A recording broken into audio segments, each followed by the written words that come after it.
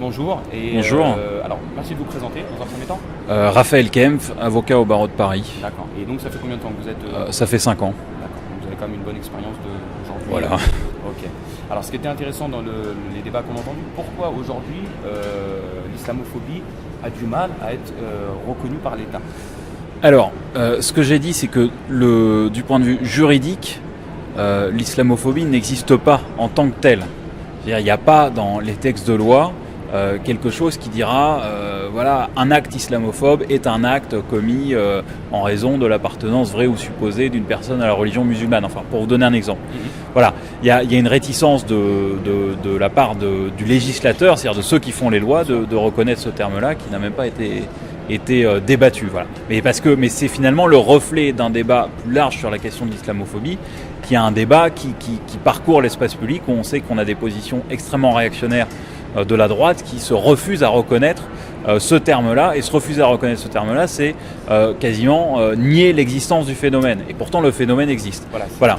Donc, du point de vue juridique, qu'est-ce qu'on peut faire quand on est avocat et que finalement le concept n'existe pas juridiquement? On utilise d'autres concepts. Et dans le droit actuel, il existe, et heureusement, ce qu'on appelle des circonstances aggravantes, qui viennent dire que si un acte est commis en raison de l'appartenance vraie ou supposée d'une personne à une race, à une ethnie, une nation ou une religion, eh bien, là, c'est aggravant. C'est-à-dire que, par exemple, un vol qui est commis, c'est pas vraiment un cas, mais des violences qui sont commises en raison de l'appartenance de la personne à la religion musulmane. Donc nous, on va qualifier ça de violence islamophobe, mais du point de vue juridique, ce seront des violences aggravées à raison de l'appartenance vraie ou supposée d'une personne à une religion.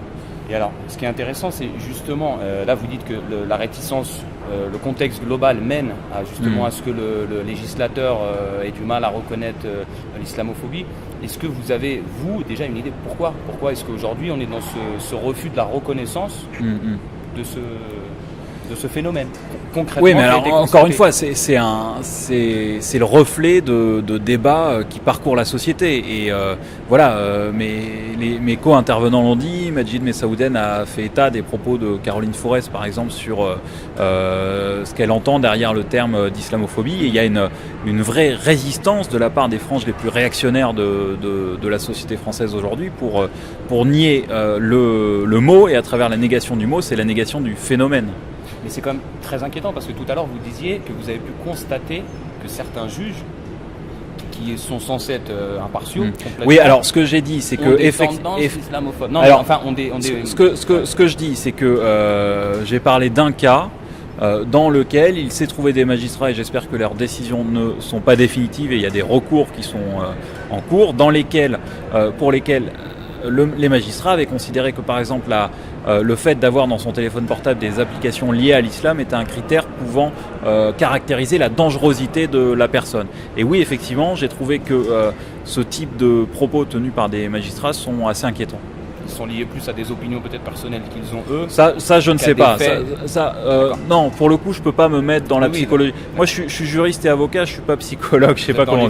Voilà, je préfère être dans les faits. Donc moi, ce que je vois, c'est des décisions qui ont été prises et motivées de telle manière. Ensuite, la raison pour laquelle ce magistrat l'a prise, dans son fort intérieur, je m'en contrefiche. Par exemple, sur la question des violences policières, on voit effectivement une grande difficulté. Les familles de personnes qui ont été tuées ou blessées par la police le savent parfaitement. Elles mènent des combats, et je pense au combat de Assa Traoré par rapport à la mort de son frère, Adama, qui est un combat qui est extrêmement difficile, et on a l'impression que la justice, et notamment le parquet, qui est quand même le procureur de la République et le bras armé du gouvernement, et qui vient justement ne pas enquêter comme il faut sur ce type d'agissement. Voilà. Donc oui, il y a quelque chose, mais qui vise, c'est la même chose que les contrôles d'identité au faciès qui existent. Voilà, il y a un traitement différencié. Alors comment faire? C'est une mobilisation politique. Je veux dire, le combat que mène Assa Traoré est un combat remarquable. Le combat que mènent d'autres familles de victimes de violences policières, le combat qui a été mené par le collectif Stop le contrôle au faciès et par des avocats contre les contrôles au faciès, ce sont des combats qu'il faut mener, qu'il faut continuer à mener, et je pense que ça peut aider à faire changer les choses.